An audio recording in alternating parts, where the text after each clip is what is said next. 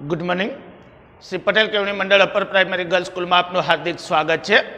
ધોરણ 8 सामाजिक विज्ञान विषय में आपने चैप्टर नंबर 3 में जोता था भारत में राष्ट्रवाद। हवे भारत में राष्ट्रवाद विषय छेल्ले आपणे जोयुं आजाद हिंद फौजना सुकानी पदे।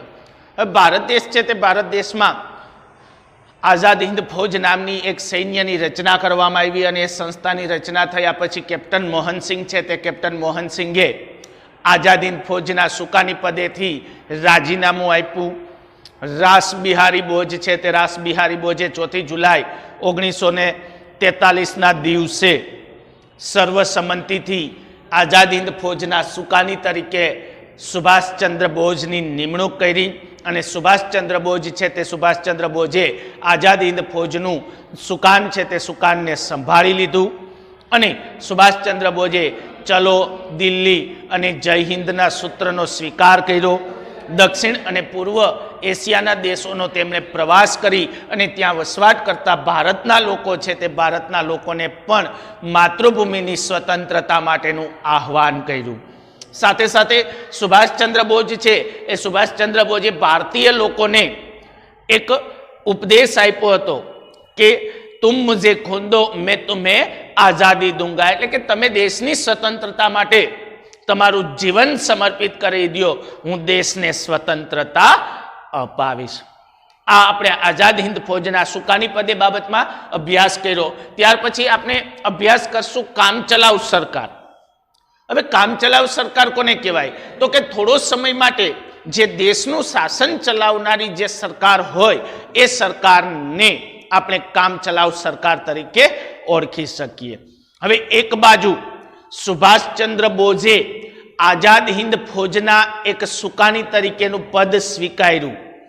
आजाद हिंद फौजना एक वड़ा तरीकेनुं पद सुभाष चंद्र बोजे स्वीकार्युं अने बीजी बाजू 1943 में ऑक्टोबर 1943 में सिंगापुर राज्य है ते सिंगापुर राज्य में आ कामचलाऊ सरकार एटले के आरजी हुकूमत नामनी सरकार है ते सरकारनी स्थापना करवामां आवी। सुभाष चंद्र बोज तो आजाद हिंद फौजना भारतीय लश्करना वड़ा बन्या था अने बीजी बाजू सिंगापुर राज्य है ते सिंगापुर राज्यनुं शासन पण सुभाष चंद्र बोजनी पासे हतुं।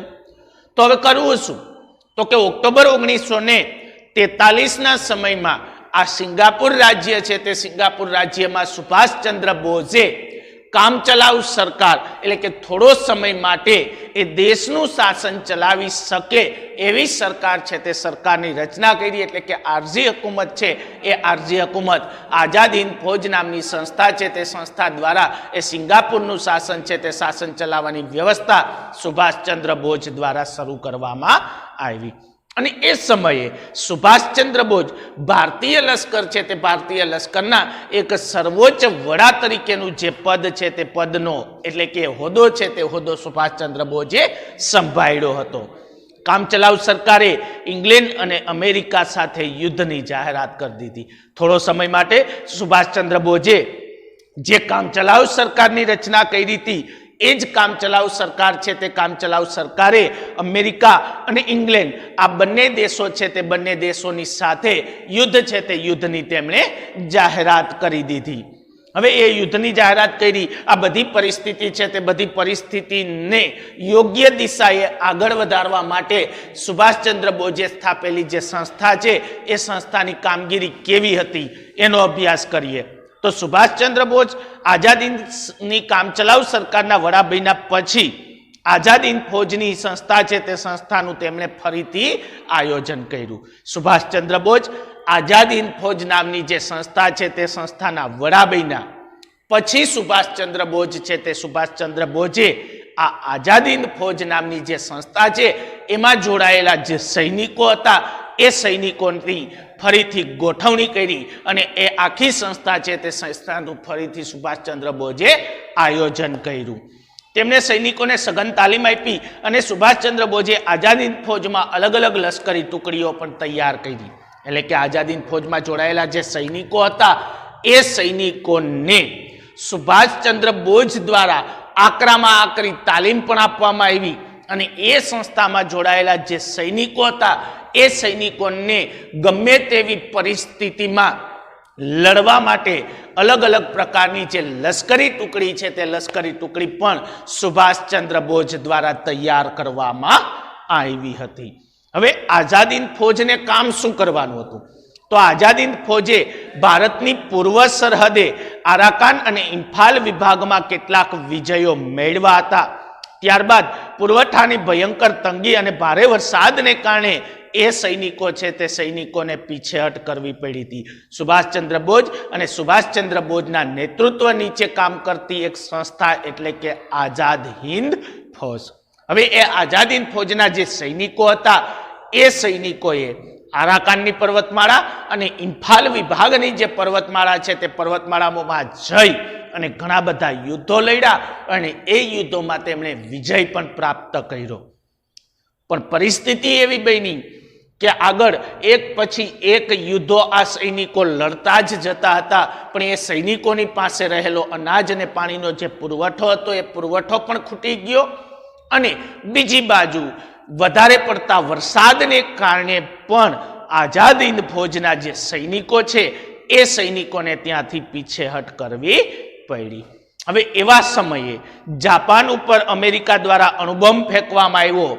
જાપાન હાર્યું અને આખી યુદ્ધની જે પરિસ્થિતિ છે તે પરિસ્થિતિ બદલાઈ ગઈ. બીજું વિશ્વયુદ્ધ ચાલતું હતું અને બીજા વિશ્વયુદ્ધ દરમિયાન જાપાન અને જાપાનના બે શહેરો હતા હિરોશીમા અને નાગાસાકી. હવે જાપાનના બે શહેરો હિરોશીમા અને નાગાસાકી ઉપર અમેરિકા છે તે અમેરિકાએ પોતાની પાસે રહેલું જે અણુબોમ્બ હતા એ અણુબોમ્બનું પરીક્ષણ કર્યું અને એ અણુબોમ્બના પરીક્ષણ દરમિયાન જાપાન દેશ છે તે જાપાન દેશ હારી ગયો.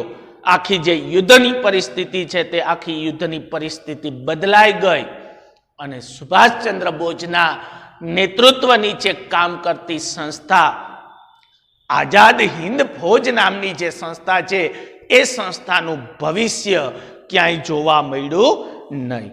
4000 જેટલા એમાં જોડાયેલા જે સૈનિકો છે એ સૈનિકો મૃત્યુ પામ્યા અને 25000 જેટલા સૈનિકો છે એ સૈનિકોની અંગ્રેજ સરકાર છે તે અંગ્રેજ સરકાર દ્વારા ધરપકડ કરવામાં આવી. હવે નેતાજીની પ્રતિજ્ઞા હતી આઝાદ હિંદ ફૌજની નામની જે સંસ્થા છે તે સંસ્થાનું અસ્તિત્વ વિખાઈ ગયું. કેટલાય સૈનિકો મૃત્યુ પામી ગયા. 25000 જેટલા સૈનિકોની અંગ્રેજ સરકારે ધરપકડ કરી લીધી. હવે સુભાષચંદ્ર બોઝ વૈધા તો નેતાજી એટલે કે સુભાષચંદ્ર બોઝે તો એવી પ્રતિજ્ઞા લીધી હતી કે હું ગુલામ હિન્દુસ્તાનમાં પગ મૂકીશ નહીં. આવી સુભાષચંદ્ર બોઝની પ્રતિજ્ઞા હતી કે જ્યાં સુધી ભારત દેશ છે તે ભારત દેશ ઉપર અંગ્રેજોનું શાસન છે, ભારત દેશ જ્યાં સુધી ગુલામીમાં છે ત્યાં સુધી એ ભારત દેશ છે તે ભારત દેશમાં હું પગ મૂકીશ નહીં. માટે સુભાષચંદ્ર બોઝ ભારતને છોડી રંગૂન અને બેંકોક થઈ અને વિમાન માર્ગે આગળ વધ્યા. ભારતમાં તો આવવાનું નહોતું કારણ કે એણે ભારત માટે તો પ્રતિજ્ઞા લીધી હતી કે જ્યાં સુધી ભારત દેશ ગુલામીમાં છે ત્યાં સુધી હું ભારતમાં પગ મૂકીશ નહીં. માટે તેઓ જાપાનથી વિમાન માર્ગે રંગૂન અને બેંકોક થઈ અને વિમાન માર્ગે સુભાષચંદ્ર બોઝ છે તે સુભાષચંદ્ર બોઝ આગળ વધ્યા. જાપાને કરેલી જાહેરાત મુજબ 18 ઓગસ્ટ 1945ના રોજ ફાર્માસાના તાઇપેઈ વિમાની મથકેથી વિમાન ઉપડ્યું કે તરત જ તેમાં આગ લાગી. નેતાજી દાજ્યા અને અવસાન પામ્યા હોવાનું કહેવામાં આવે છે. જાપાને એવી જાહેરાત કરી છે. ખરેખર આજ સુધી ભારત દેશની પાસે સુભાષચંદ્ર બોઝનું અવસાન કઈ રીતે થયું એના કોઈ પુરાવા નથી. હાલના સમયે પણ ભારતની સરકાર છે એ ભારતની સરકાર સુભાષચંદ્ર બોઝના અવસાન બાબતે તપાસ કરી રહી છે. અત્યારના સમયે પણ ભારતને તો ખબર નથી કે સુભાષચંદ્ર બોઝ છે તે સુભાષચંદ્ર બોઝનું અવસાન કઈ રીતે થયું કારણ કે ભારતની પાસે એના કોઈ પણ પ્રકારના પુરાવાઓ નથી. પણ જાપાને જે જાહેરાત કરી છે એ જાહેરાતના અનુસંધાને આજે ભારતની સરકાર છે તે ભારતની સરકાર એમ કહે છે કે સુભાષચંદ્ર બોઝનું અવસાન વિમાની અકસ્માતના કારણે થયું. શું જાહેરાત જાપાને કરી હતી? તો કે જાપાને એવી જાહેરાત કરી હતી કે 18મી ઓગસ્ટ 1945ના દિવસે ફાર્માસાના તાઇપેઈ વિમાની મથકેથી એ વિમાન ઉપડ્યું હતું અને એ જ વિમાનમાં સુભાષચંદ્ર બોઝ પણ મુસાફરી કરતા હતા. જેવું વિમાન ઉપડ્યું કે તરત જ એ વિમાનમાં આગ લાગી અને નેતાજી એટલે કે સુભાષચંદ્ર બોઝ પણ એ વિમાનમાં હતા. સુભાષચંદ્ર બોઝ સખત આગ લાગવાને કારણે દાઝ્યા અને તેમનું અવસાન થયું. આવી જાહેરાત જાપાને કરેલી હતી અને જાપાનની જાહેરાતના આધારે આજે ભારતમાં પણ એવું કહેવામાં આવે છે કે સુભાષચંદ્ર બોઝનું અવસાન વિમાની અકસ્માતના કારણે થયું છે. ખરેખર ભારતની પાસે સુભાષચંદ્ર બોઝના અવસાન બાબતે કોઈ પુરાવાઓ છે નહીં. અહીંયા આપણે આપણું આ ત્રીજું ચેપ્ટર છે તે ત્રીજા ચેપ્ટરને પૂર્ણ કરીએ છીએ. એનું સ્વાધ્યાય જ્યારે સ્વાધ્યાય પોથીની PDF મોકલવામાં આવે એમાંથી તમારે HW બુકમાં લખવાનું રહેશે. આભાર.